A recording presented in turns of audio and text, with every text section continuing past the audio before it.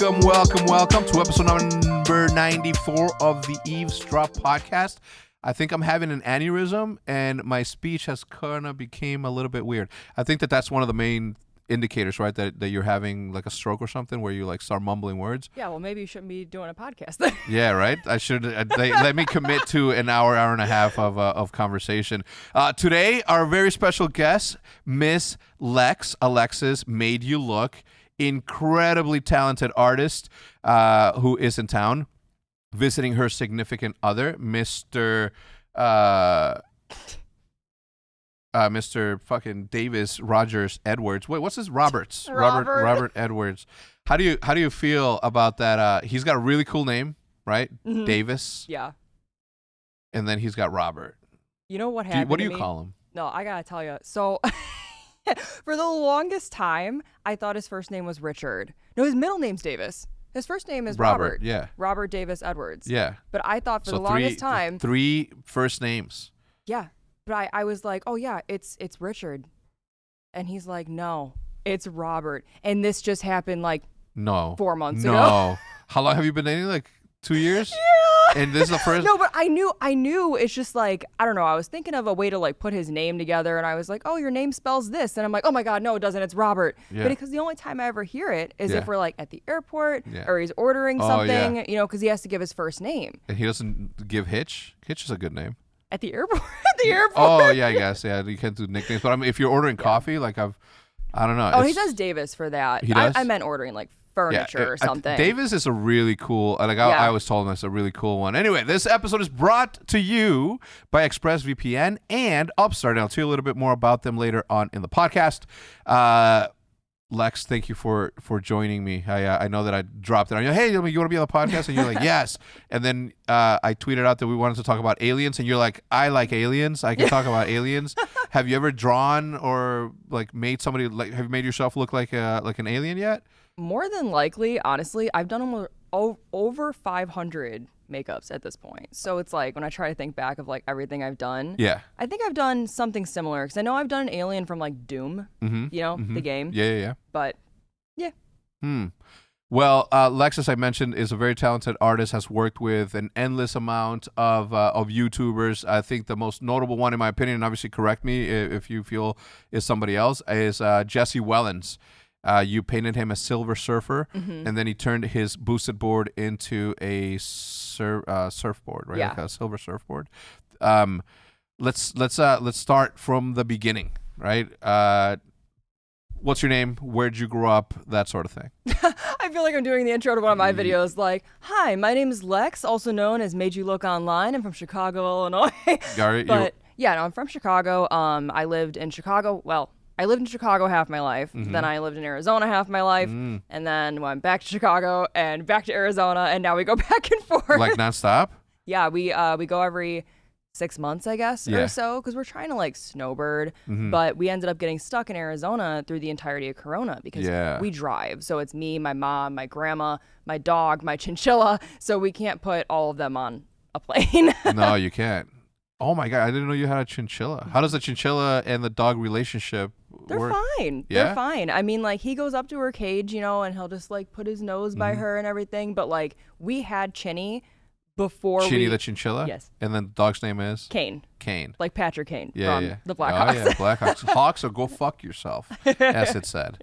Yeah, but, they're fine. We had Kane after Chinny. So I think he, like, grew up with her. Okay, yeah, that's gonna be my next question to that. Yeah. When they're puppies, it's a lot easier to introduce them to other animals that they're gonna be okay with. Like, it works with birds, it works with tigers, it works with cows. I mean, you name it. So that's gonna be my question. So you had Chinny first. Yeah. What's the how old and what's the like? How old is the chinchilla? She's got to be about 10. Okay. I got her when I was 18 or 19-ish, and then we don't know how old she was when we first got her. Something like 6 months to a year. Okay, so it was a baby. Yeah, but she has a lifespan of like 20-something years. Really? Yeah. What do they eat? She's around for a while. Fruits? Hey. Oh, hey? Yeah, I mean, she could have different fruits and stuff like that. Like, I basically stick to, like, what's made for her. So it's a lot of grains. I know she loves carrots, like, in her hay. But other than that, I try to stick, like, with it because she's got a very specific diet and a little tiny stomach, and I don't want to mess it up, you know? Yeah. I would be so scared to feed it something that isn't like within their diet because it's such an exotic animal, such a beautiful animal. I just know dogs. I mean, you feed them anything, right? They eat lettuce, they eat anything. All right. So you grew up in the suburbs of Chicago, right? Or actual Chicago? Both. So I bounced around. We pretty much moved almost every year because we were renters for a long time until we finally got our own house. So we just kind of bounced around. But I was in Chicago for a while. We lived in like the Norridge area for a while. So it's like we bounced around, but we were always pretty close to the city in general. Yeah. I grew up in Juarez, Mexico, as a lot of everybody knows. But then when I moved to Wheeling, Illinois, and spent all my junior high school and high school days, like I always say I'm from Chicago, because if you say I'm from Norridge, they're gonna be Norridge, Chicago. Oh yeah, Chicago, they understand. Right. But then if you say that to a Chicagoan, they're like, well, you're not from Chicago, are you? You're from the suburbs of. I'm like, yeah, but it's easier to explain that I'm from Chicago than Schaumburg, Illinois. Right. In essence, so I never got the offense that some Chicagoans take when suburb people, when they're in a different state, say that they're from Chicago. Yeah. It makes no me sense either. to me. I'm just like, whatever. Like, I get it. Because you're not going to be like, if you're like, I'm from Illinois, they're like, oh, where in Illinois? And then you say somewhere specific, they don't know. Even if it's not Chicago, even if you say Springfield, some people don't even know Springfield's in Illinois. Yeah. You're just like, I'm from Chicago. Yeah. Whatever. Springfield, like Close. The Simpsons. Right. Right. Yeah, right. Exactly. People don't know that. Have you been to Superdog in Wheeling, by the way? Yes. It's on Milwaukee Avenue, and it used to be something else, and it's right next to a Red Lobster, not Red Lobster, you know what it is? Yeah. I don't know. Joe's Crab Shack. Oh my God, Joe's Crab Shack. Is Bob it? Shins. Bob Shins. God damn. You know what's crazy about that is that killing a me. friend of mine, like a lot of high school friends of mine, worked there through high school. Yeah. Bob Shins. That's right. It's good. I lived right around the corner from there, across the street from the McDonald's. There, I lived in the condos in between an apartment complex called Arbor Court, and then my condos, and then a cemetery. Oh, right. Well. And then this is what's messed up. Throughout my life, right? It's a two bedroom condo. It was my mom, my dad, my sister, my brother, and I, and then eventually my youngest sister Genesis came into the thing. But we grew up there, and we're Mexican, so we believe in spirits and we believe in all that to the point to where I don't never talk about it or watch movies that have to do with evil spirits or spirits in general.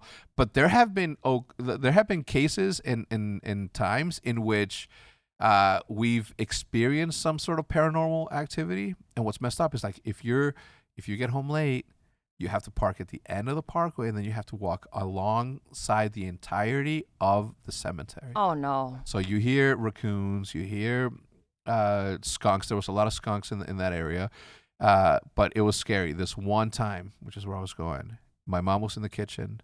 Our dog Jack, rest in peace, came running and barking towards her, and she looks and she's like, what the fuck? And he's looking towards the door. He's not even looking. So I immediately was like, when my mom told me that, I'm like, don't ever tell me stories like that again, because I get the heebie-jeebies. Have you ever experienced anything in the paranormal world? Oh, I was just gonna tell you. I'm like, if you're afraid of the dog, no, please. Okay, this just happened. Maybe. What do you mean just? Because I'm telling you a story from 27 years ago. That ghost died by now. I'm telling you a story from like 6 months ago. Maybe Arizona or? Yeah. Okay. So Davis was at my house. Okay. This is really actually freaky. Yeah. And now in your house is your grandma, your mom, your dog. Well, this is just my house. Oh, we okay. have two houses. Okay. So this is just my house. Okay. So it's just me and him. We're laying in bed watching Minecraft. Okay. And so in the master bedroom, Minecraft? Yeah. Like a stream or a video? Like Dream SMP stuff? Like literally everything. Okay. Like it's a whole rabbit hole. Yeah, like yeah. speed runs, Hermitcraft, Scar, like all sorts of things. But anyways, so in my master bedroom, you can like look into the bathroom. There's no door. It's like an archway. So we're laying there and I'm watching TV, and the light is on. And I just look at him, I'm like, you leave the light on? And he's like, no, it just turned on. And I'm like, stop messing with me. You know, he's like, I'm not. And he really doesn't. He really doesn't mess with me because he knows I get startled easy. He leaves me alone. So I'm like, no, you're lying. The next day, same situation. Laying there watching Minecraft. The light turns on. Okay, not off. On. Like I heard it go click, and I'm like, I'm watching TV over here, you know, and then I go, and immediately I just like reached over and I was like, and he's like, I told you yesterday. And I'm like, no. And was he calm? Yes. He's like, I told you yesterday. Psycho. I know. And he's like, I told you yesterday. And I'm like, no. I'm like, we can't stay here. I can't live here anymore. Yeah, no. And he's like, oh my God. He's like, I'm sure it's nothing, you know. And I'm like, no, there's ghosts in the house. This is a spirit. They're trying to communicate with us. And I go in there, I'm looking at the light bulb. It's like above the tub. Yeah. And I'm like, something's not right here. So then I'm like thinking, do I touch it? Do I not? Because I'm nervous about it. Yeah. So long story short, I turned the light off, panicked all night long. And then the next day we called an electrician. The electrician comes out. I legitimately said, I'm like, listen, I think there might be a ghost in my ceiling. And he's like, no. Yeah. So he went up. No, the ghost is in your closet. No. Actually, I take it back. We did get the light bulb out. Okay. Because we used a towel because I was worried about electrical, problems. And, but the light bulb was super, super, super hot. Electrician came out and he said that apparently it was just a really old bulb because I had not changed it since I moved in the house. Yeah. And they're like, whoever had it previously had like an old light bulb. Yeah. So it was gaining enough energy to turn itself on. Yeah. I don't think so. I have electrical problems in my house. When I stream, my camera flashes and glitches. I got a ghost. Okay, so no ghost. Oh, so you do have a ghost. I have a ghost. 100%? Yeah. He just hangs out with me. He likes McDonald's. Everything's good. Yeah. The thing with that, like as I've grown older and became a father and, overprotective, anytime I hear, see, or anything, like I literally, I don't care how, aware I am, the hair in the back of the hair sort of stuff, I'll go into that spot immediately. I confront it now from when I'm like, I get in them, what's up? But deep down inside, like my heart is pounding because I just can't deal with that. I don't ever want to be in that sort of scenario. We lost power about 3 to 4 days ago, and I was in the theater room. I was watching TV, and all of a sudden it shuts off, and you can tell when the lights go out because it's literally silence, right? Yeah. No AC humming, no whatever. So I'm like, shit, and it's like 5:30, and it's cloudy, and I'm like, okay, I'm not staying in the house. So I look at all the dogs and I'm like, I look around like no one's panicking, no one's feeling they say that dogs can feel and see like the enemies and shit. So I'm like, okay, everything's all good. But I still went outside and I waited outside for about 2 hours. And then when it got dark, I went around the house to the backyard and I just sat in a chair just waiting for Jude and Liv to get home because I was like deathly afraid of not being comfortable in my own house. Because if at any point, and I mean this, if at any point I have that sort of experience, it's their house. I'm out. I'm not going to sit here and battle for territory with a fucking ghost, okay? I'm not going to bring in a median. I'm not going to bring in Patrick. Patrick's this dude that we used back in Chicago where he read our future in a sense or read like our life. Have you ever been to no. Have you ever had your palms read or anything? Well, I did at a carnival. I don't know if that counts or not.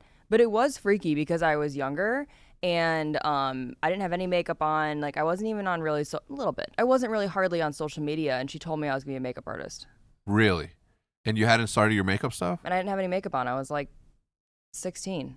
But had you started your career in that? No. I mean, I had started doing makeup. So it's like I was already doing it, but I wasn't doing it online yet. Mm-hmm. So I started when I was 13, 14 doing the body art stuff that I like now. Like how 13, what grade were you in? 8th. How did you come across, at what age did you discover, one, you're an artist, and two, you are a super artist? A super artist. Yeah, and I mean that because, look, I consider myself an artist, but I can only draw letters, right? I can't draw a face. I can't draw caricatures.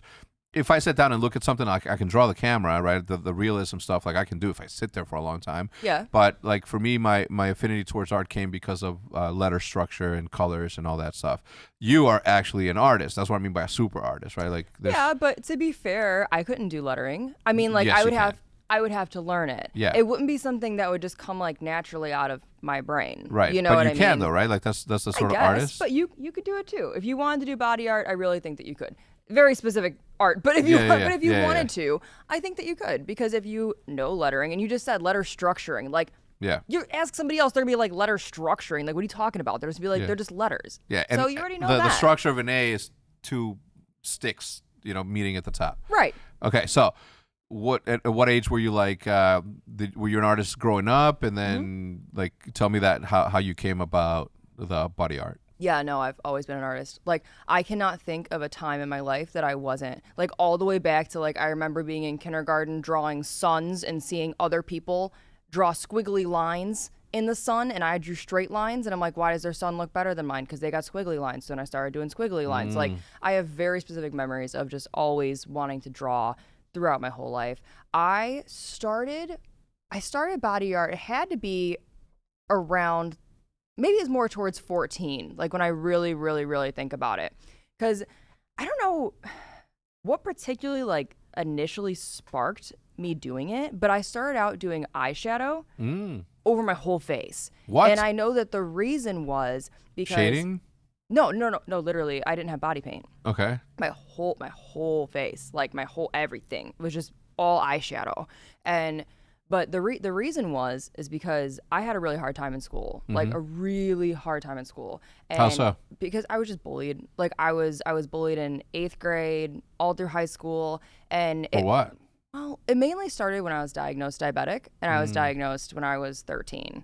So when I came to school and I was like, I'm diabetic, well, the first thing that they did was they told me that I could walk around the school to lower my blood sugar because I was originally diagnosed type 2, then I was diagnosed type 1.5, I don't know. Then I was diagnosed type 1, and so they didn't put me on insulin right away. So I was given permission by the doctor to walk around the school for 10 minutes to lower my blood sugar. It did work in the beginning because I was diagnosed in a very lucky fashion because I was not sick. I was not in DKA, which is like basically like you're near a coma. Like I wasn't diagnosed like that. I went to the doctor for a stomach ache, and they did blood work, and they're like, you're diabetic. So kids thought I was faking it. Kind of understandable when you look back, but like, kids don't have the knowledge of different illnesses and different things, and we're not taught that in school for whatever reason. We're not taught about common illnesses and stuff like that. So people were like, you just can't eat candy, which isn't true. They're like, you just can't eat candy, and you're getting out of class, you just don't want to be here. So what happens? So I have very limited knowledge on diabetes, or what is it exactly? Like what too much sugar, not enough sugar? What is that? So my pancreas does not make insulin. I'm type 1. Okay. My pancreas doesn't make insulin. Type 2 is more that your cells are not working properly, so you can use different medications for type 2. But no matter what, you still deal with the same thing with blood sugars. A lot of people have like a war against each other of like type 1 is worse than type 2. Type 2 could be cured. Type 1 can't be cured. But my Gram's type 2. I'm type 1. We're both on insulin. You know what I mean? But yeah, so I do not produce the insulin to bring my blood sugar down. So like, let's say I have anything with carbs. It could be a piece of bread. It could anything. It's not candy. It's not sweets. Of course, they fall in the category because they have carbs. Yeah. I need to take an insulin injection. You make your insulin naturally. So when you eat, your body's like, it's insulin time. And when I eat, my body's like, what am I doing? All right, that's fine. And then my sugar goes really, really, really high. Yeah. So that's the and easiest it way. speeds up just everything. Like the sugar obviously is bad for you. We've learned that in the last couple of decades. Yeah. Okay. All right. So you're diagnosed, and then you're walking around. Kids see you walking around. They're like, look at that weirdo walking around. Right. Exactly.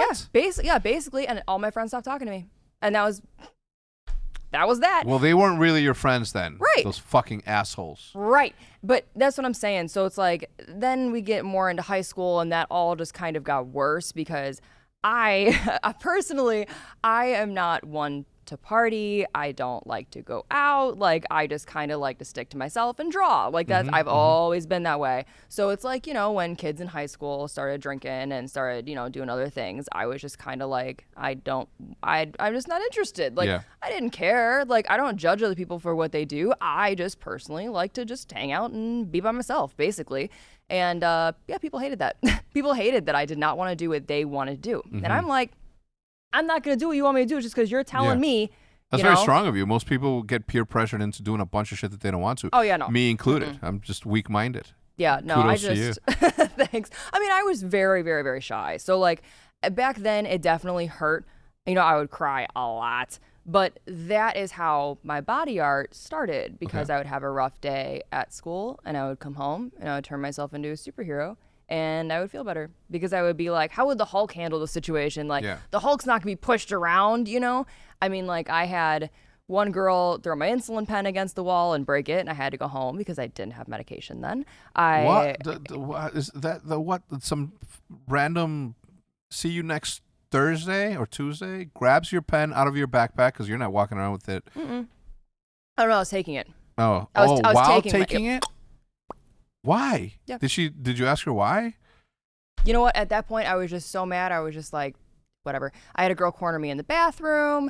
That was crazy. I had a girl corner me in the bathroom, and I had to run out of the bathroom downstairs because it was a two-story building. It sounds like I'm in like this crazy school, right? The craziest thing about my school is that I was in a nice area in a nice school, and it was brand new. Yeah. And I think that was the key thing is that I was in high school in Arizona, by the way, not Chicago. Okay. But my high school was brand new. I was the first class in.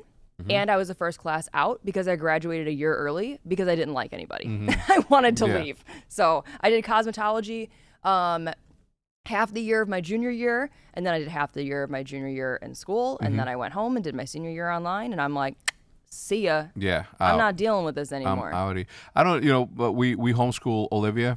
She gets all of her social stuff from like sports, like we have her in basketball, tennis. I mean, she hasn't gone back obviously because of COVID, but she's in tennis, dance class, like a whole bunch of stuff. That's where she gets her social. But from an education standpoint, both Jude and I have always been like, the system let us down, right? Yeah. We don't want to make the same mistakes that we did with them, right? Like it's just we have a different approach. When she'll enter the system, like who fucking knows? Yeah. But it is definitely like a discussion that we always have with her, right? She's 11 years old now, so she's got her own opinions, and she's clever enough to understand certain things. So we sort of have this like open dialogue as to when she enters the system and whatever. Luckily for her, she's got cousins that are in the same age bracket, and they already go to school. So for her to enter the school system would be really easy because she's got friends. Yeah. Okay, so body art. Most people who are artists, they draw on paper. Some people draw on walls, trains, and illegal places, right? With spray paint. You go away from the color pencils, markers, and you start using your brushes and your makeup stuff. Were you putting makeup on one day and all of a sudden you're like, oh, that looks cool. Maybe I can turn it into a crack, and maybe I can turn it into like, how did that go? You're going to love this. My first larger makeup was my name in graffiti down my face. Oh, sick. Do you still have, do you have pictures of that? Yeah, I do. I do. Share that with me at one point. Yeah, I mean, it would take me a while to find it, but I know I have it. Actually, I definitely have it. It's probably on my Facebook, to be fair. But yeah, that was my first ever. I know I was watching YouTube for a little while, and I used to watch Candy Johnson, and I used to watch Goldie Starling, and they did a lot of makeup and stuff like that. So I know one year I did replicating like the zipper eyes. I don't know if you've ever seen that, where it's like you unzip your eye. I did that when I was like 16 or so. I do remember turning myself into the Hulk. Then I started doing like leopard stuff, and then one website. This is before I'm online, by the way. I'm just doing this on my own in my bedroom like a weirdo, you know. Yeah, and I don't know about it's just a creative outlet. You know, I've seen weirder shit in the art world. Right. But so this website started doing contests. Yeah. Wait, you're asking me what weird stuff I've seen? Let me tell you. There's a friend of mine who's, we won't say his name, but he's a graffiti writer that writes wasn't me. Sure it wasn't. He has a jar of all of his nails that he's cut from himself, right? Like his nail clippings in a jar. And then he uses, what do you call that silicone thing that like freezes? What is it called? Epoxy? Oh, yeah, epoxy. I would have not. Anyway, so he creates. I've seen weird shit in art. So you painting your face into things is not weird at all. Yeah, so, Go on. But yeah, so I was doing those makeup looks, and then the website was hosting contests, and I decided to enter, and it was like $500 worth of makeup, and I was like, woo, $500 worth of makeup, you know. So I mean, it was cheap makeup, but it didn't matter because I didn't start with expensive stuff at all. I started with cheap stuff, and I used what I had, and I always used what I had my whole life. And so started entering those, and I started winning, and I started winning, and I started winning. Oh, like competitions? Okay. It was contests like voting online, where they would give you a theme, and then you submit your photo, and that was going really well.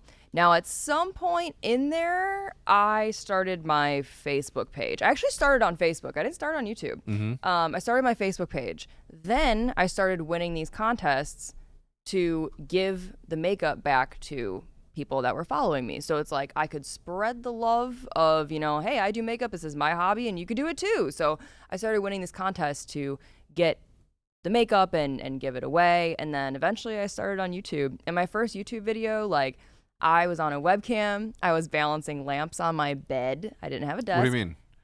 For YouTube? Oh, yeah. I get it now. Balancing. I thought you were like doing a balance act for. Oh, no. Yeah, I'm not like, here's lamps. I opened your Facebook and I see Harlequin. Yeah.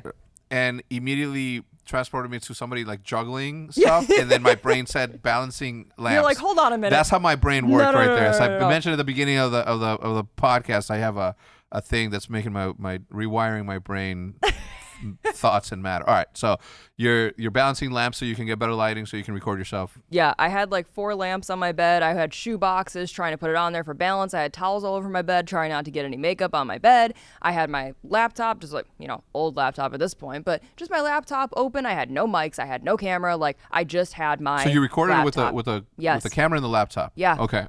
And that was my first video, and I was so scared. I was so nervous. Like, I just, in general, didn't have friends. I just had one friend, like one consistent friend, basically. Yeah. And I was just like, I can't tell you what even clicked for me to start, because I was very shy back then. I don't know if you would realize it now, but I was very, very shy back then.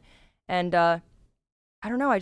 I started, and I was just like, I'm not the only diabetic out there. I'm not the only one who was bullied out there. And this is when I was like, 19 years old. So it was still fresh in my mind of coming out of all that stuff. And I'm like, I can't be the only one. And so I started filming, and I just wanted one person to feel like they're not alone. And then one person became 2 people. And I remember hitting 100 subscribers. Obviously, everyone remembers 100 subscribers because they're like, woohoo! But I remember hitting 100 subs. And then eventually I hit 8,000. Why is 8,000 my next milestone? I couldn't tell you. 16,000 is mine. Really? What I think of, yeah. Why? Don't know. Same reason as you. You don't know why 8,000 is the one that sticks out. 16,000 was the one that I was like, holy shit, we're going somewhere. Optic to the fucking moon, baby. Right? Well, that's what's funny too. Like, when I started this, I was in school. I was in school for to be an esthetician. I am licensed in aesthetics, but like, this wasn't my plan at all. Actually, body art wasn't my plan. I was going to eventually open up a med spa to do chemical peels and hire a dermatologist under me, and I was gonna own the establishment. That was my plan. I've done that.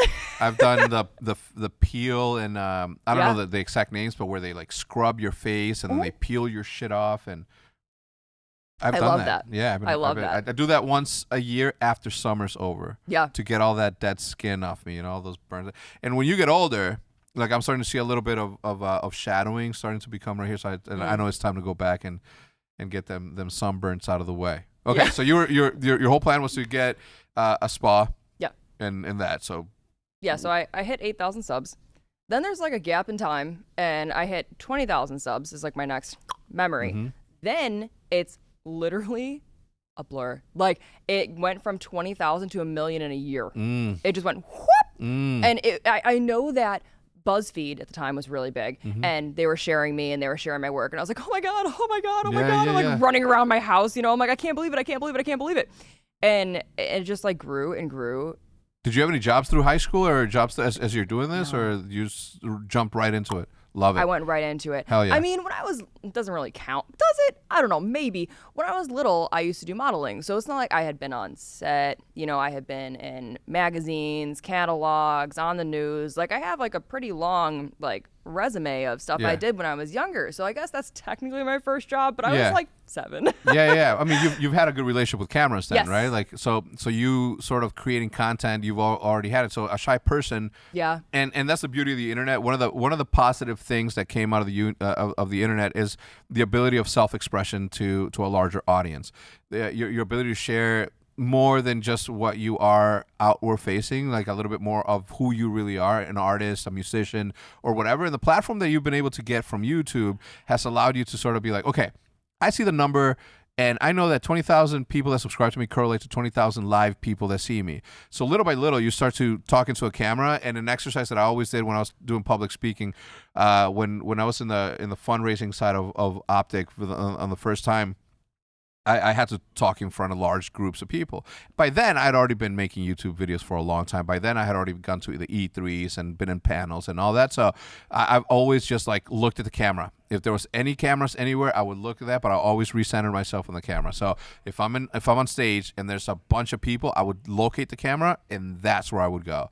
I would see people and then go back to the camera. Yeah. So with that, obviously, shy person, you start to become thing, and winning contests continue. I mean, that's probably where it starts to just kind of merge together. Let me ask you this. So obviously, like, makeup is what you do because you're applying it to yourself. But do you only use makeup, or do you use like actual paint? It's body paint. It is body paint. At this point, it's body paint. Okay. It started. I have my own body paint line now, which was like my ultimate dream was to have my own line. Made You Look Body Paint. Made You Look Body Paint. Link in the description if you guys want to try it out.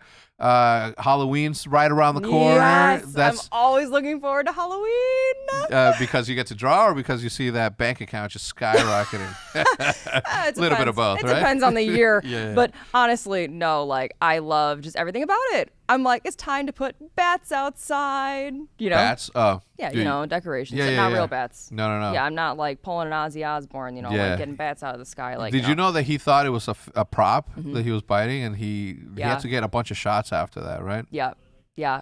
Apparently, bats carry a lot of diseases. Like, apparently? I mean, Have you ever seen the movie Contagion? No. Never? All right. We're going to go to a quick commercial break. I'm going to show it the trailer to you. I'll say hello to the sponsors, and we'll be right back.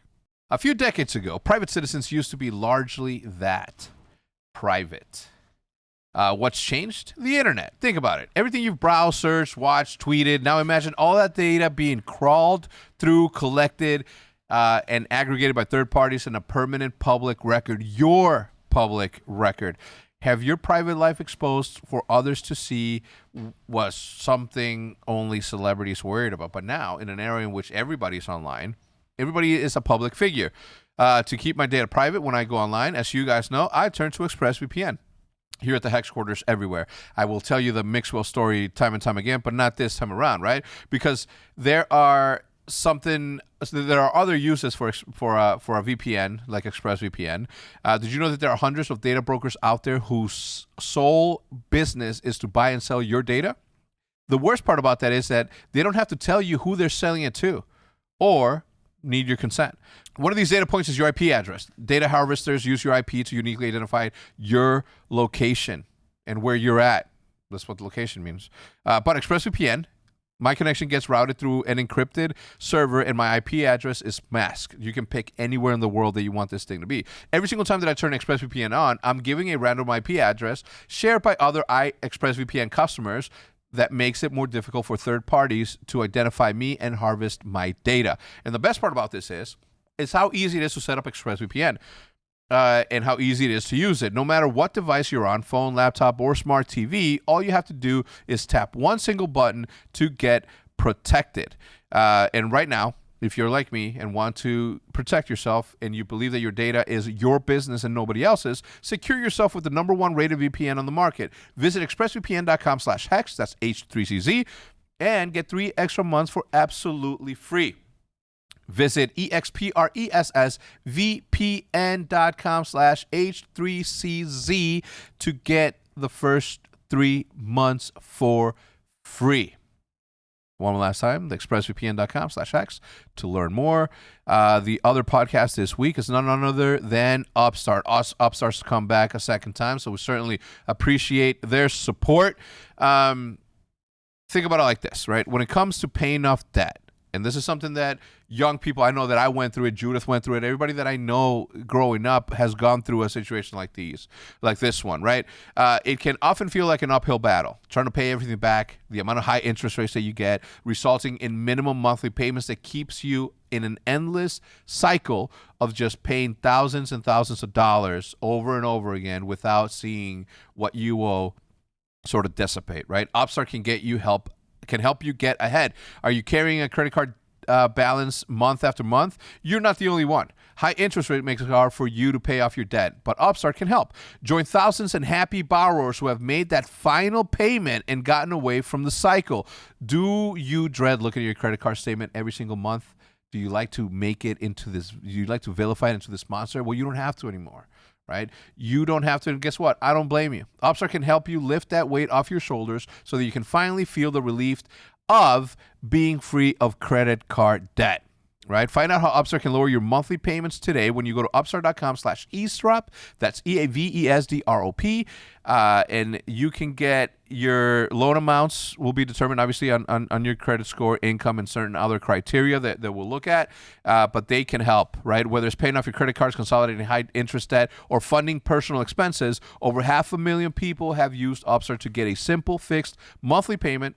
Unlike your lenders, unlike banks, Upstart looks more than just your credit score, like your income, employment history. This means that they can offer smarter rates with trusted partners. With a 5-minute online rate check, you can see the rate upfront for loans between from $1,000 to $50,000. You can receive the funds as fast as one business day after accepting your loan. So that's upstart.com/EAVESDROP.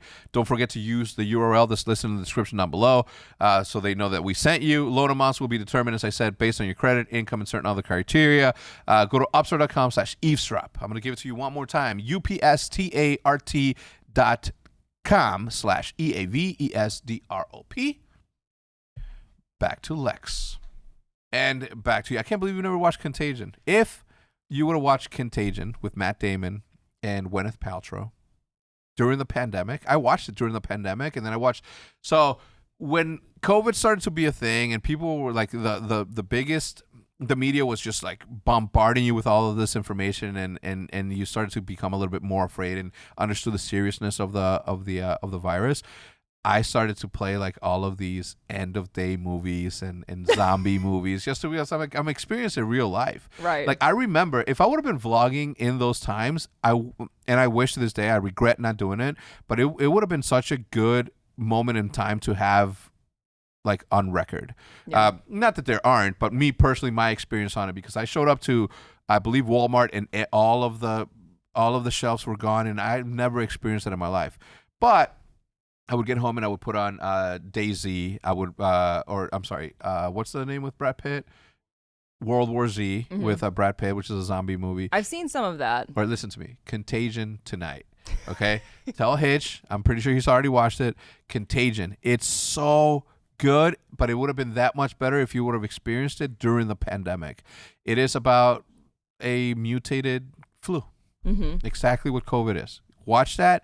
And you are going to be like mind blown as to like how they wrap up the movie. Okay, so yeah, we're talking about Ozzy Osbourne eating bats, but I don't know how we got there. Halloween is how we got there. So is it how did you come across like the business side of it? Obviously, like you started as an artist, and because of the world that we sort of are exposed to with sponsorships came to your way, and that's how you got the idea of creating your makeup line, or how did that work? Basically, so I didn't even monetize my channel for like a year and a half or 2 years. I didn't even start doing that until I hit like 1 million. Because reason? I felt like, I don't know, I was just nervous per usual, and I was like, should I really be accepting money for a hobby? I felt guilty, you know, and I don't know why I felt that way. How do you think video game players feel? Yeah, not like that. God. But they should. Any money that you make off of something that you love doing is way too much money already. Having experience, I mean, maybe, right, obviously you did modeling. I didn't. I should have. But, having a job, and I mean like, I'm not saying that creating content or being an artist isn't a real job, but having a job where you work for somebody else, like literally puts such a fear in you that you appreciate what you do that much more. You know what I mean? So like getting paid to play video games for me was like, I'm like, get the fuck out of here, right? Like I can't believe it.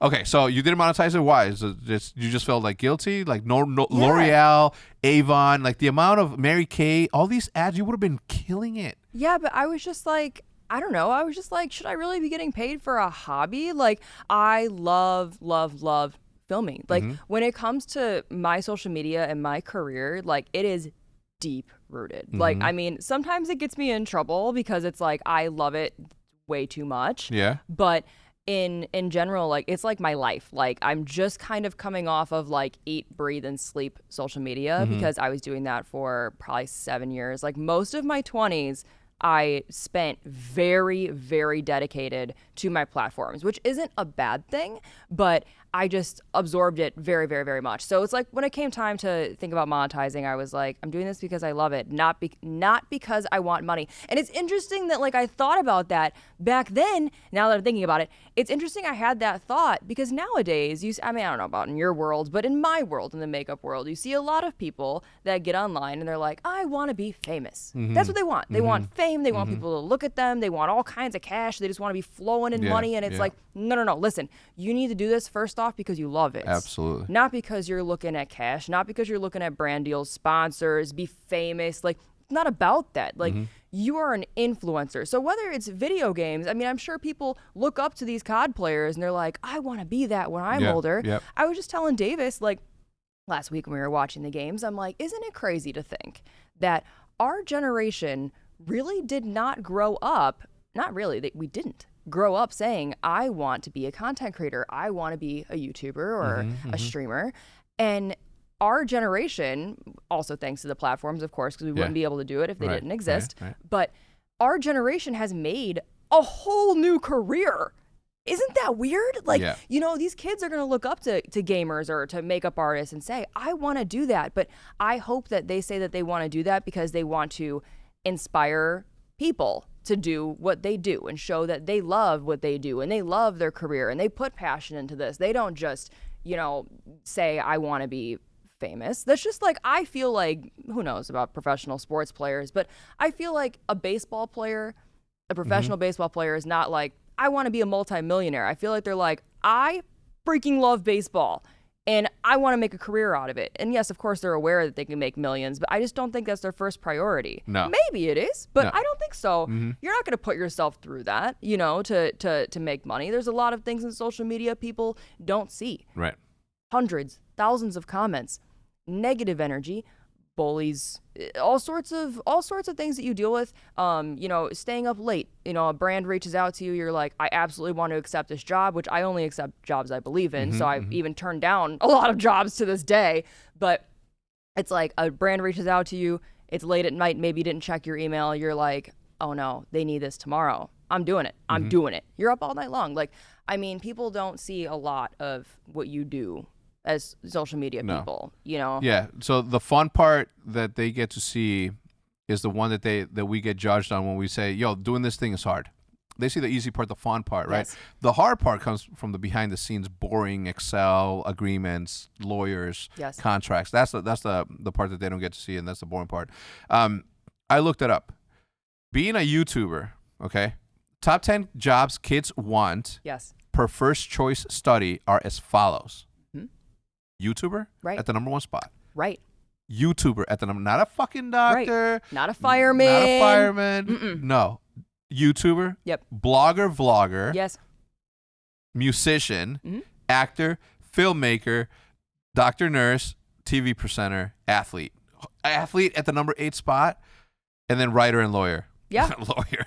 I mean, I guess it's like the entire entertainment ecosystem, like all in one, except for the doctors. The whole front thing is entertainment. Yeah. So it's just like when you do see influencers coming on and being like, I want to be famous, I want to make money, Sure. You know, maybe that does come later, but I mean, like, I had a girl in a meet and greet line come up to me, very sweet, super, super cute. I thought she was like 17. She was 12. Oh my. Because she had her makeup done and her eyelashes were big. She was so cute. Yeah. But she was just like, I want to be like you. And I'm like, well, what else do you want to do? You know? And she's like, I want to be a YouTuber. And I'm like, let me give you the best advice I could possibly give you. You know, have another passion as well. You know, don't lean your whole life on wanting to be an influencer. It consumes your life and you want to have another passion. Just like if I lost everything tomorrow, I could still fall back on being an esthetician. I could still fall back on being a cosmetologist. I don't want to do hair, but I could. But the point is that I still have a blanket, you know, and a lot of people think that they can go online and they can just make it immediately and make all this money and be able to survive. And it's like, it's not like that. Like even our jobs in general are very unstable because it's like you could get jobs a bunch in 1 month and then the next month or the next all of COVID get absolutely nothing. And you're like, oh my God, what am I going to do? Like, is this going to be okay? Are we going to come out of this? Which obviously everybody struggled in COVID. That is not like social media specific, but in general, it's just not a stable job. So it's like I feel like you should also have a separate passion or just a separate idea of what you want to do. It's no different than wanting to be like an actor or an actress or an athlete, professional. Yeah. It's uncertain. What I like about this day and age is the fact that look, and I'm not saying that actors and singers haven't been a thing, but I think that artists and self-expression and creativity is sort of taking the forefront of what we're doing in the entertainment on the entertainment side. Where before, being a stockbroker, being a doctor, being somebody that made a lot of money, that was glorified, right? I mean, still to this day, being rich is glorified, and obviously it comes with its own merit, sure, but now we're starting to say, yeah, you know what, money is sort of taking a secondary. A secondary sort of status when it comes to what someone really wants to be. And being a creative person, as a YouTuber might be, as a vlogger, blogger, like, do you edit your own videos? I do. Oh my God. So that's super good. I give you kudos for that, because that is a creative outlet also, right? So you're when you're creative, no matter what it is, like everything that you would do and apply into your craft like reflects on the end product, right? Yeah. Nobody's gonna be able, like Davis, talented content creator, storyteller, one of the best in my opinion. But even he couldn't tell. He would the way that he would do and edit your makeup video is not going to be the same way that you do, right? Like the way that you communicate with your fans is the way that you edit it, the things that you may see that you want to emphasize on. Maybe a certain line came out super good and you've never done that line before, and now it becomes a little bit more, you appreciate it more. Like he may just see it and be like, oh, it's just a wrinkle, right? Where you're like, this is what I want to display, and somebody else is going to vibe with it because they know how hard it was to pull that off. So I do think that the creativity side of what we do in this day and age and the appreciation for it, the fact that kids want to be artists before they want to be lawyers, the kids that would rather make $60,000 a year doing what they love to do instead of $250,000 a year doing that fucking shit job that they hate. That's what I appreciate about this day and age, right? Like that's what I like about what's happening, because it is a duty of us, right? The same way that we created a new career, I think that we created a new lifestyle, really, right? And the way that we're able to sort of inspire the youth to say, hey, you may not make a lot of money doing something that you love, but there's nothing better than doing something that you love. It's never a job when you love doing it. Right. Yeah, no, absolutely. I mean, social media has 100% changed the game for a lot of people, and it's also just reworking the way that we think about careers in general. I mean, a lot of people did look up to, like, I have to be a doctor in order to be successful, but that's not true, and I don't think that's ever been true. Like, a lot of people also think that they have to go to university, which obviously there's nothing wrong with either any path that you choose, but a lot of people really think that they have to go to a university to be successful. I didn't go to college. I went to a trade school. You know, I'm licensed in aesthetics. I'm licensed in cosmetology. And I mean, I didn't go through all that. And I love what I do. And I'm actually happy that I didn't go to university. But trade schools are a huge, huge thing that a lot of people oversee, because we're so taught that we need to go to university, we need to go to college, we need to do this, or else you are not successful, you didn't make it, you're not good enough. Like, that's pounded into our heads when it's just not.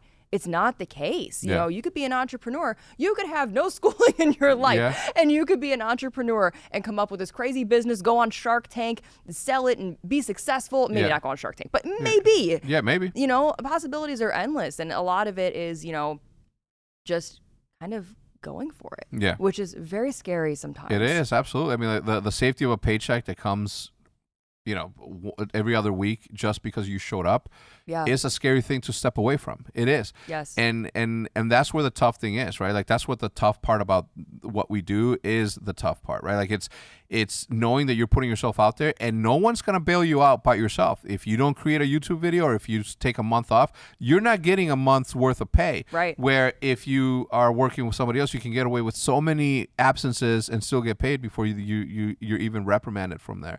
And obviously the constant struggle of, you know, back when we started, it was like YouTube wasn't what it is today, right? Not anywhere near. No. Now it's weird because it's easier because of how many people are on the platform, but it's also harder because of how many people are on the platform doing the exact same thing. So to sort of differentiate yourself is like, you know, priority number one.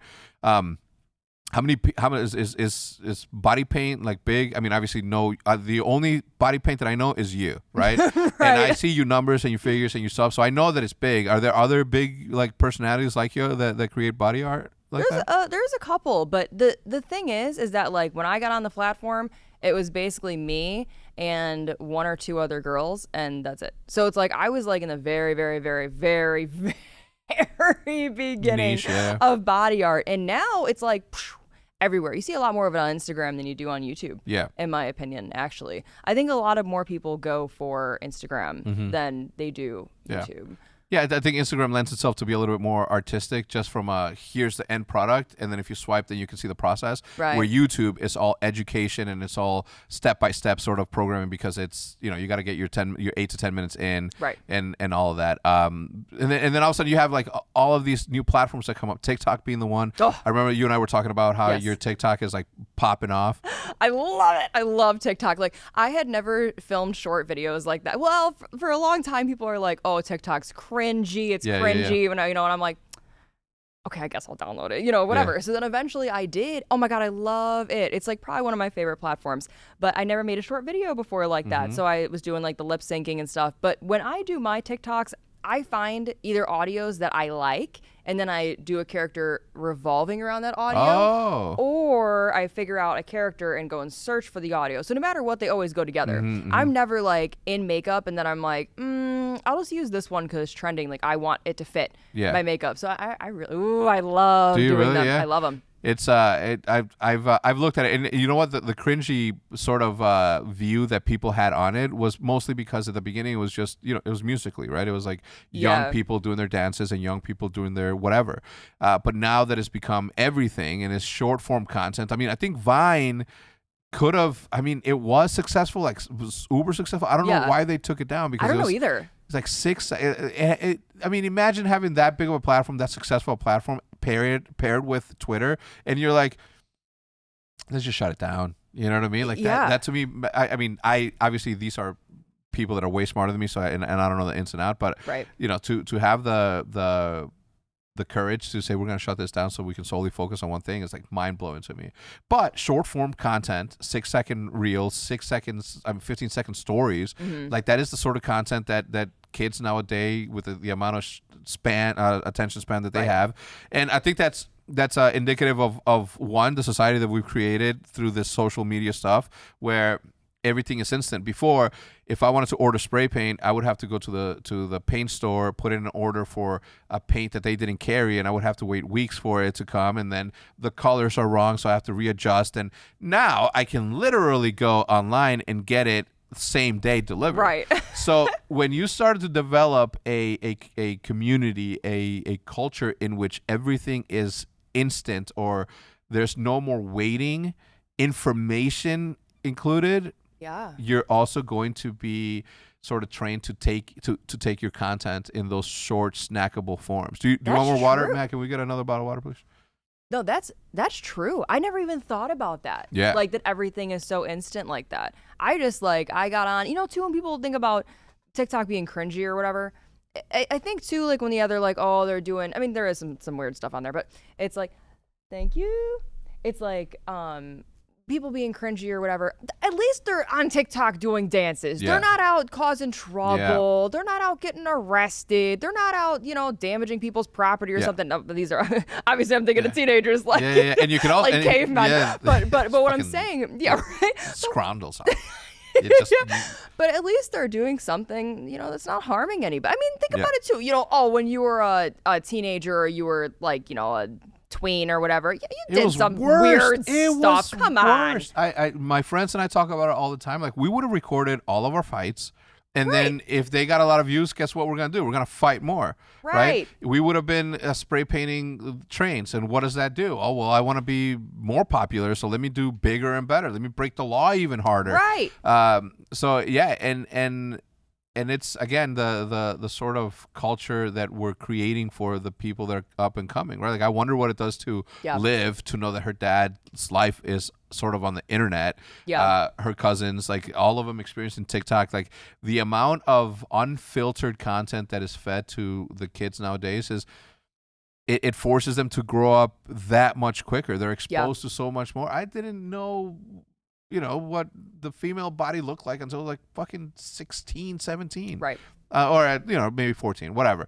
But now, if you have a phone at the age of 6, you're going to come across bikinis. You're going to come across, like certain things that you shouldn't be exposed to that early on, right? So you get exposed to drinking, you get exposed to drugs, you get exposed to marijuana, and I separated them all because they're all different. But you do get exposed to these sort of lifestyles with rap, with rock, with all of these music, opportunities for entertainment that you're just sort of forced to grow up that much quicker. And that to me is like one of the saddest things, but also like, is this what it's going to take for humanity to be like more like I can tell you that nowadays with the amount of violence that we see on TV, I know that we're much more aware of how much better it is to be kind. Right. Like that's another thing. Like, yeah, we focus a lot on car crashes and on wars and violence and all that, but we are also very much empathetic and a lot more willing to be understanding of other people's situations, which we weren't in the past, right? In the past, you saw a war that was happening and you're like, who's got the biggest reach? Who's got the media on lock? So now we know who the enemy is, right? We know who the good people are, the ones that can promote the better their cause. But now, because of information, we're able to see both sides of the spectrum, and we're able to say, okay, the Israelis are fighting for this, while the Palestinians are trying to fight for this. So now we're able to see both sides of the story, where before. So as much as I personally, right, amongst other people, like to vilify the way that social media is sort of creating what we're creating, there is a lot of good that's also come from it, right? So you gotta make it a point to also focus on the positives and not just the negatives. So right. I mean, I do think also, like, as parents, that kids do need to, or parents need to watch what kids do online. Like, as much as they want to do it or don't want to do it. Like, my mom, she didn't let me have social media until I was older. Actually, I got my Facebook page because it was an assignment in my high school. Go figure, right? We were making a business page, and that's how I got my Facebook, like, to start off. But in general, I just think that parents do need to watch what their kids are doing online, because it does come back sometimes at the content creator of, I mean, I've always stayed family friendly in general, but you see things happening online where it's like, you can't do this because my child's watching. It's like, if you're not comfortable with your child watching it, why are you allowing them to watch it? So it's like, I don't know if there's child locks on the internet, actually, now that I think about it, because there used to be on TV, where it's like, if you didn't want this channel watched or whatever. I mean, I never had any of that, but I know it existed. Kids. Yeah. I guess there is YouTube Kids. But even then, like, if you go download, if you're a kid and you're like, I want YouTube, you go download YouTube, you have access to all the kids stuff, but you also have access to everything else. Yeah. Where they're like, we do a very good job of monitoring what Liv is sort of exposed to. We have access to all of it, right? Like that's the thing. Well, Jude more than me, right? Obviously, she's very forward thinking, my wife, so she's got that access, and she's the one that monitors that certainly more than me.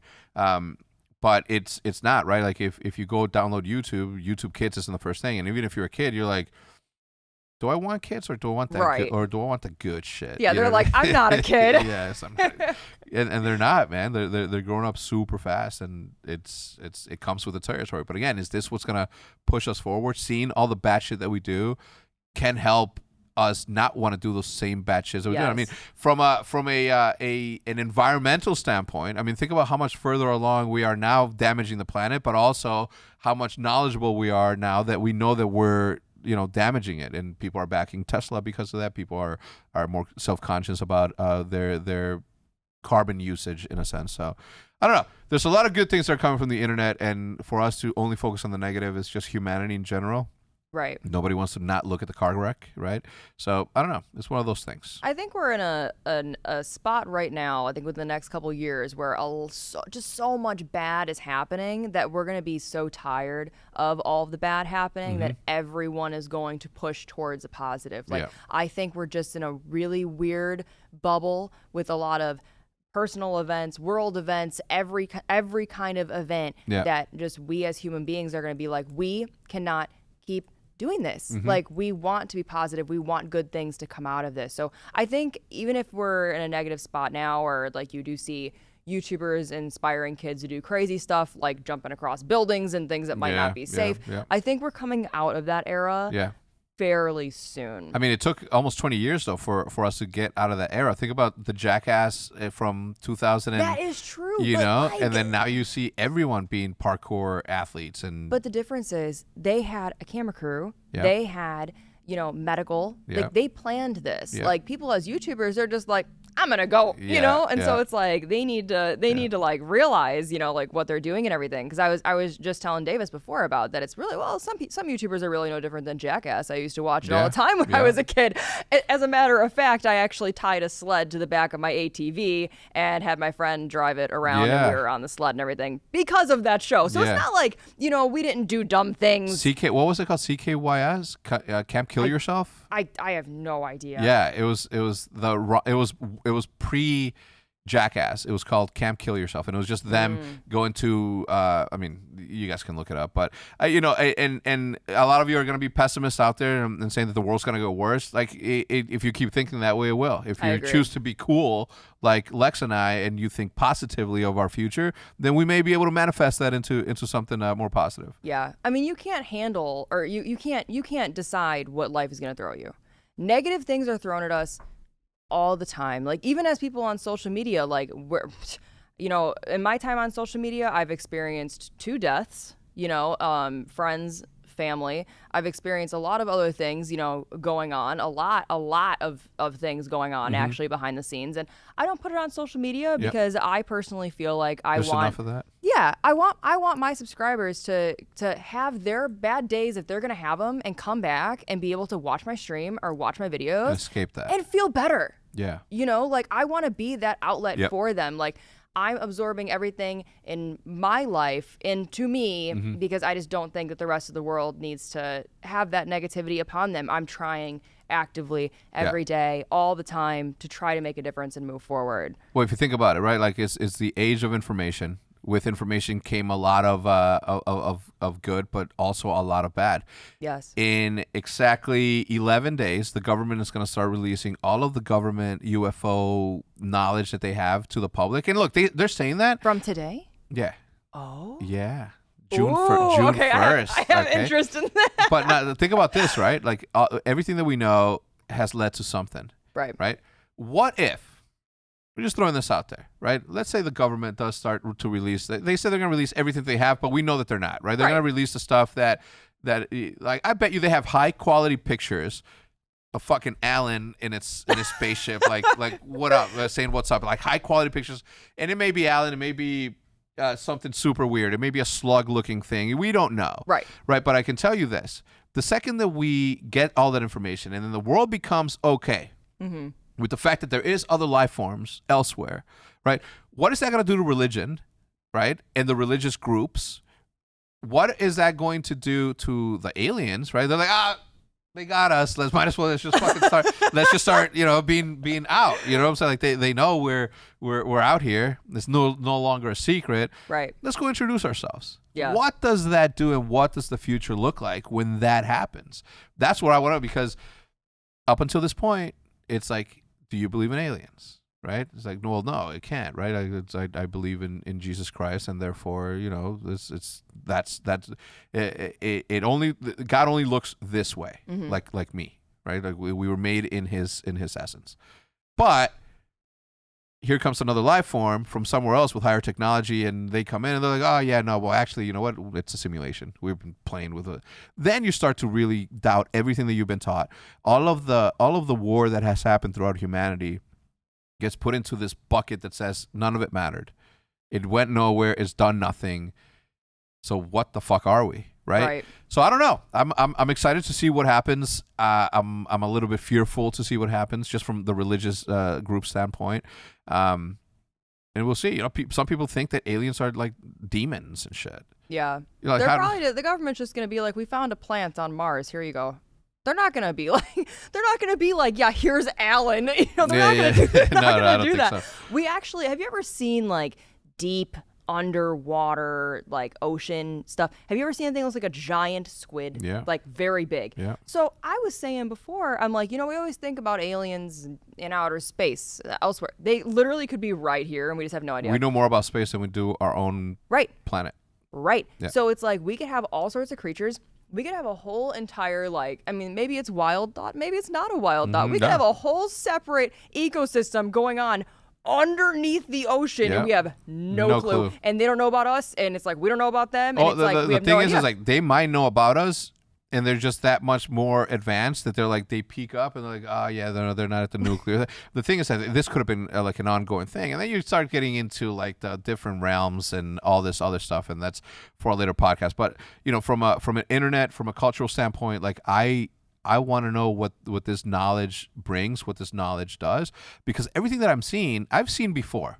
Mm-hmm. Every single like little bleep on a radar, every single fast moving object, picture of an object, like I've seen that throughout the entirety of my life. I'm 41 years old. Since I was 3 years old is the first time that we started or started being exposed to Area 51 footage and all this other shit. So for me, like they're really not showing us anything, and I don't know if that's part of the plan. I don't know if it's anything. I don't think that we'll ever get a high quality picture, or at least not for the next couple of decades. But for them to really come out and just say, this is what we know, zero chance. Right. Yeah. No, absolutely not. I mean, you also think of like aliens or other life forms of being more advanced. They very well may not be. Mm-hmm. We could end up being the more advanced ones. Like we just don't know. Like everything is just a complete mystery. And you always think about movies. It's like, oh, alien invasions are going to come and invade us. Well, who's to say that humanity, as we are, aren't going to find a little civilization of an alien of some sort, and we're like, we own this. Yeah. Who's to say we're not going to be the bad guys in that situation, if there is a bad situation? Well, we are afraid of aliens and what they do to us because all we know as humans is destruction, right? All we know as humans is taking over territories and killing whoever needs to be killed to take over that territory. So we're putting all of our bad tendencies into something that's stronger, bigger, smarter, right? Or we think that that's what's happened. It's just they've developed technology that's farther along. What we're doing right now has already happened, if you think about it, right? Like you get into this like super swirl and endless cycle of what ifs when it comes to that. So we start applying what we've done to our planet, what we've done to civilizations on them, and we are fearful of it because we're afraid that they're going to do that to us. Right. And that makes sense. Self-reflection. Yeah. No, that definitely makes sense. I'm excited though. I do want to see Alan's cousins, in whatever shape, form, or whatever they come. Because if you think about it, like, and this is obviously me going deeper into it, what if they come and say, like, yeah, you guys only have like 10 more years? Yeah, that'd be wild. Is it, what are we not supposed to believe the people who have been? Oh, it's like, guys, just so you know, we've been around for 1 billion years, and we've seen this same planet go through the same cycle 1 billion times. And you're coming to the last 10 years of this cycle before the planet cleanses itself from the cancer that is humanity. Yeah. I mean, I think I would take their advice. I'd be like, all right, so... But what if they're just trying to take over your thing and they just want you to kill yourself? But it's or always, each other. It's always going to be what if. It's always going to be what if. Life is one giant what if, and trust me, I know that more than anything. I what if my entire day since the moment I wake up to the time I go to sleep, everything is like, do you ever wonder? Yeah. When you have an imagination, that's usually the way that it goes. Right. When you're a creative, that's usually how it goes. Yeah, I mean, I was just something simple. I'm sitting in my room streaming, and someone's like, "Oh, when did you paint your wall?" I'm like, "Do you ever think about how many layers does it take until your room starts to become smaller?" Yeah. Based on the amount of I'm talking about. Based on the amount of layers of paint on your wall. Yep. You know what I mean? I only know because there's been walls that you have to come up, and then you sort of like start to peel it so you can repaint it, and it's like sometimes it's like inches thick, right? And every single spray paint layer, like you can peel and see other people's artwork as it kept on going through one entire year. So you know how cool it would probably be to like I don't know if it's possible. Probably, I don't see why not. To like just take a sander and just like sand like a whole. The first layer. No, like a whole, like go through all of them, and then it's like go down to the last layer. I wonder how you would know when you even reach that. Just drywall, I guess. But you know what I mean? Like, just like, it would be like, this is all of the years that this house has existed, all of the people that have seen these walls, Holy all shit, of the colors. You know, it's like, you got like a vortex in your living room or something. I think that'd be cool. Yeah, the way that you put it is the way that it should be considered, right? Like, how many layers of paint does it take for your room to get smaller? Right. Because the first layer already made it smaller, but a significant amount. Yeah. That's an interesting take. Yeah. Anyway, any closing comments? Anything else that you want to touch on before we take off? No, I think that's it. But thanks for having me. My first podcast. Your first I find that hard to believe. I've done interviews, I've done panels, I've done plenty of that, but I've never just like chilled and like have a conversation. Conversation. You did show interest in the alien stuff, so we might. I don't know how we're doing it. We're still working on the process as to how we're gonna do certain things. Maybe we'll do like a call-in feature and sort of add it in the bottom corner. We're still going through the motions as to how we're gonna do the alien and conspiracy Eavesdrop podcast. But the amount of people that have volunteered themselves as experts is exciting. We're gonna listen. We are about to have the UFO conspiracy podcast ever, and it's going to be one of the best things that I've ever done in my life. I'll be proud of it, hopefully. It'll be fun. It'll be good. You say hopefully? No, it's going to be great. Internet 100%. Positivity. To the future, to the moon, to the stars. Everybody, thank you so much for tuning in. I certainly appreciate everybody stopping by. All of her information will be listed in the description down below. You have to check it out. The artwork is just immaculate. I know we didn't even talk about a lot of the stuff that you do, the transformations, how you do that. Like if I wanted you to make me look like Drake, could you? I could. Yeah, because I've seen that. I've seen people look like Drake through makeup, so I know that 100%. Yeah, I mean, I'd be more in the direction of like a character as opposed to a person. There's a lot of people that do transform themselves into other people, though. But I'm not as good in that. Okay. But I am good in characters, though. Well, one of the thoughts that we had is that when we do that, if you would do us I mean, I don't know how it works, but if you can turn us into aliens, that you could do like big eyes. You know what I mean? Yeah. Well, it'd be tricky if your eyes are open. So like an illusion of an alien, you'd have to have your eyes closed. That way you follow like your lash line. I don't know if you're gonna follow, but like you follow your lash line and like kind of go up. So it's like your eyes are on your eyes, but your eyes have to be closed. Yeah. Unless you had sclera lenses, which you're not gonna want to do that. Why? They're the big ones they're like this. Yeah, but you can put. But it covers the whole front of your eye. It feels weird. They're very hard to get in. I mean, I think if you'd never done it before, you'd struggle a lot. Do you think that I'd be able to keep them in there for about, I don't know, 2 hours? I think you wouldn't be able to get them in. All right. Well, we have to figure it out. We have to figure it out because it's definitely like I want to do it in LA too, so we can smoke a little, maybe take some shrooms a little. I don't know. Not me. No, not you. Obviously. Not me. No. But obviously the people who I'm planning on doing the podcast with, just so we can really expand our minds and go into the deepest of the deep. With that said, that's going to do it for us today. Thank you so much for tuning in. If you guys enjoyed the podcast, please leave a like, whether you're listening to it on any audio platform or if you're on YouTube, leave a like, subscribe if you haven't. Huge shout out to ExpressVPN and also Upstart, and we'll see you guys next week with another one. Getting closer to the 100 episode, Maddie, so we got to do some work, okay, on what the hosts, guests, co-hosts, you know what I'm saying. We'll see you guys next time. Goodbye. Bye.